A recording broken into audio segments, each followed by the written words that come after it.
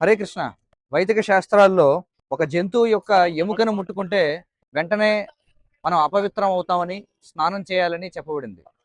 కానీ శంఖానికి మినహాయింపు ఉంది.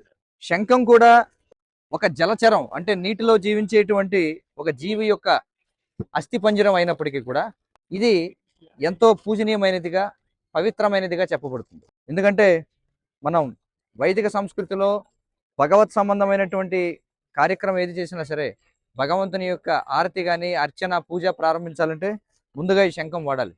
మరి ఈ శంఖం ఏదైతే ఉందో ఇది ఒక జలచరం, అంటే నీటిలో ఉండేటువంటి ఒక జీవి యొక్క అస్థిపంజరం. ఆ జీవి దాని యొక్క మాంసాన్ని తీసివేసి, లేదా అది మరణించిన తర్వాత ఈ శంఖాన్ని మనం వాడుకుంటాం.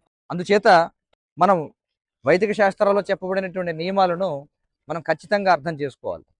ఎందుకంటే అదే వైదిక శాస్త్రాలు మరొక జంతువు యొక్క ఎముకను పట్టుకుంటే మనం అంటే మనం అపవిత్రం అవుతాయని చెబుతున్నాయి.